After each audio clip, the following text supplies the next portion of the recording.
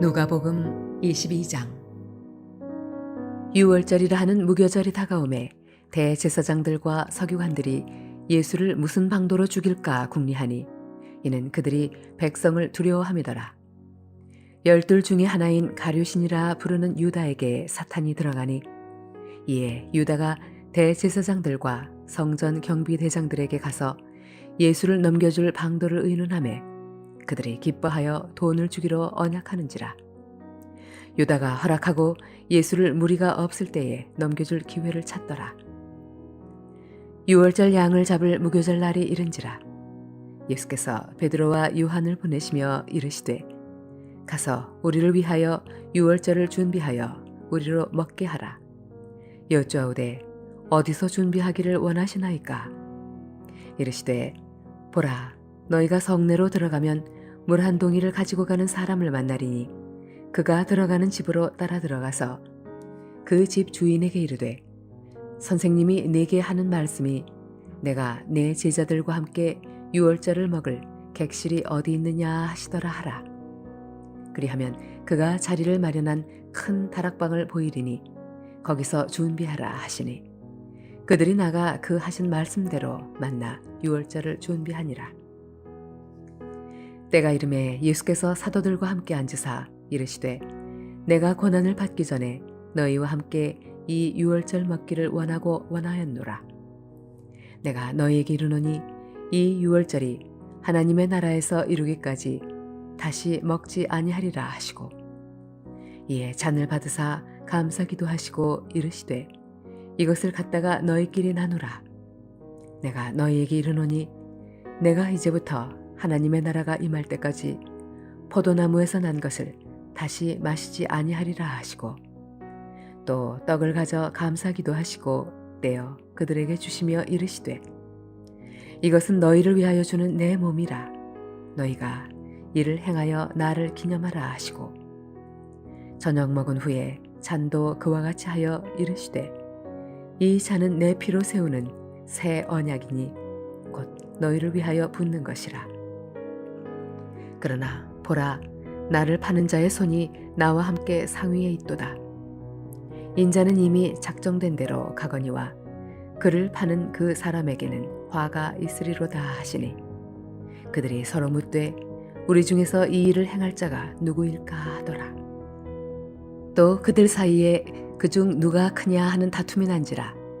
예수께서 이르시되 이방인의 임금들은 그들을 주관하며 그 집권자들은 은인이라 칭함을 받으나 너희는 그렇지 않을지니 너희 중에 큰 자는 젊은 자와 같고 다스리는 자는 섬기는 자와 같을지니라. 앉아서 먹는 자가 크냐 섬기는 자가 크냐? 앉아서 먹는 자가 아니냐.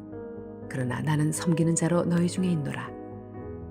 너희는 나의 모든 시험 중에 항상 나와 함께한 자들인즉 내 아버지께서 나라를 내게 맡기신 것 같이 나도 너희에게 맡겨 너희로 내 나라에 있어 내 상에서 먹고 마시며 또는 보좌에 앉아 이스라엘 12지파를 다스리게 하려 하노라.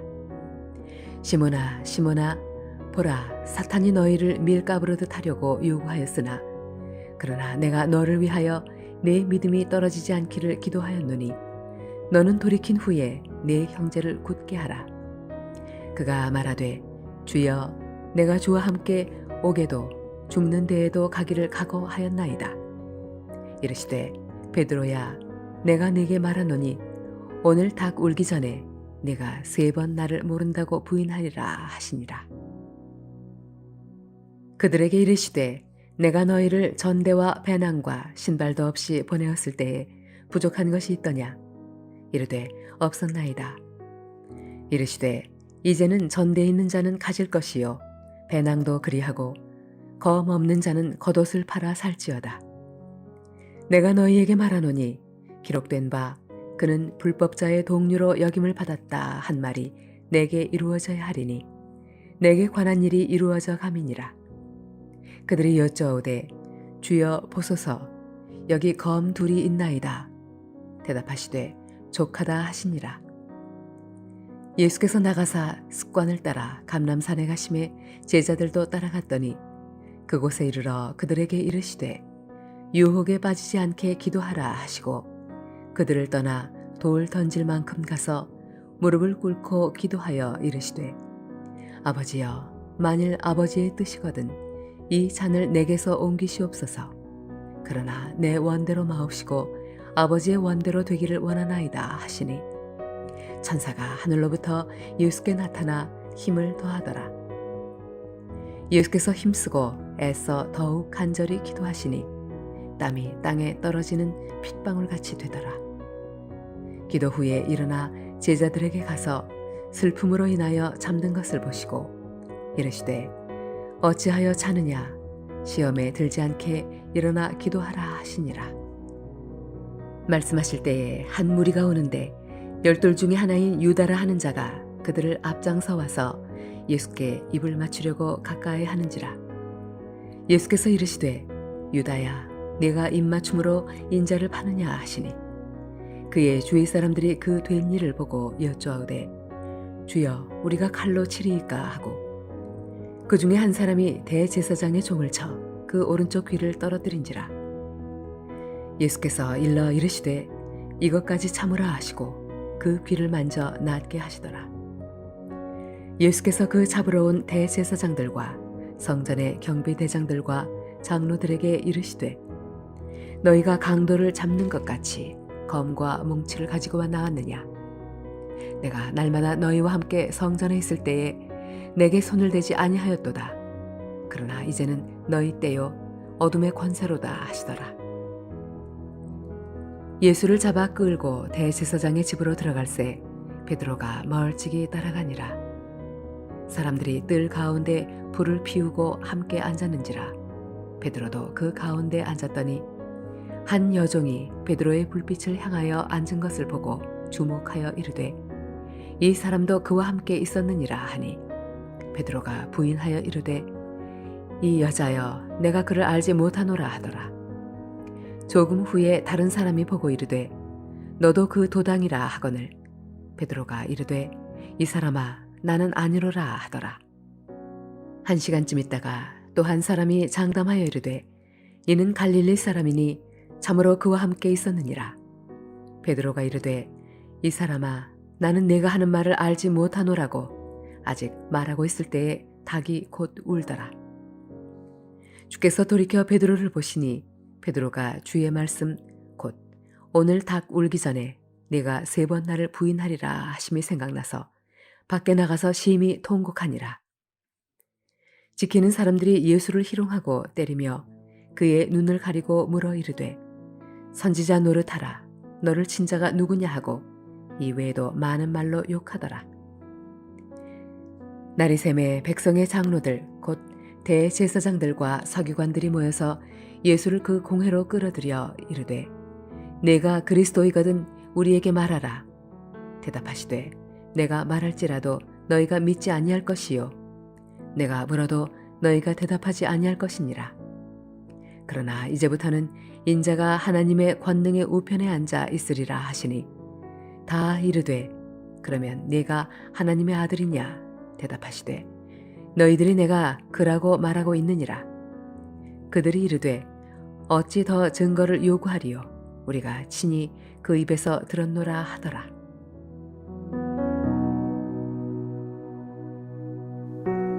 할렐루야. 오늘도 하나님 주신 말씀을 힘입어 하루를 승리하는 저와 여러분 되시길 주님의 이름으로 축원합니다. 오늘 함께 보실 하나님 말씀은 신약성경 누가복음 22장 39절에서 46절입니다. 오늘 읽은 본문은요, 예수님께서 제자들과 함께 마지막 유월절 식사를 하시고 감람산에 올라서 거기서 있었던 일입니다. 이 장소는 마태복음 26장에 따르면 겟세마네라고 합니다. 그래서 주님께서는 잡히시기 전에 이 겟세마네 동산에서 하나님께 기도하셨습니다. 그리고 제자들에게도 기도하라 요청하셨습니다. 물론 제자들은 기도하지 않고 잠들었으며 결국 마지막까지 주님을 실망시켜 드리게 되었습니다. 오늘 말씀에서 주님께서는 우리가 기도해야 할 이유 2가지를 보여주셨습니다. 우리가 기도해야 되는 이유 2가지 무엇일까요? 첫째는 시험에 들지 않기 위해, 유혹에 빠지지 않기 위해 기도해야 한다는 것입니다. 오늘 본문에서 46절에서는 시험에 들지 않게 일어나 기도하라 하셨는데, 여기서 시험은 정확히 표현하자면 하나님의 테스트, 그래서 통과함으로, 그 극복함으로 우리가 성장할 수 있는 그런 테스트가 아니라 우리를 넘어지게 하는 그 마귀의 유혹을 의미합니다. 그래서 40절에 보면은 시험이 아니라 유혹에 빠지라도 기도하라고 기록이 되어 있습니다. 우린 여기서 중요한 사실을 하나 깨달을 수가 있는 거죠. 기도해야 유혹에 빠지지 않는다는 것입니다. 제자들의 입장에서는 이때 기도했어야 합니다. 우리는 알죠. 물론 주님께서 말씀하신 의미는 너희가 기도하면 내가 안 잡혀간다, 이런 것은 아니었습니다. 주님이 잡히신 이후에, 하나님의 뜻에 따라 고난 당하시기에 잡히신 이후에 일어나게 될 일들을 아셨기 때문에 제자들이 그때 마귀의 유혹으로 인하여 두려워하고 낙망하고 넘어지지 않도록 미리 기도하여 깨어 있으라는 것이었던 거죠. 물론 제자들은 기도해야 할 때 기도하지 않아서 결국 유혹에 넘어지고 말았습니다. 주님을 버리고 도망하고 숨고 부인하고 다 기도해야 할 때 기도하지 않아서죠.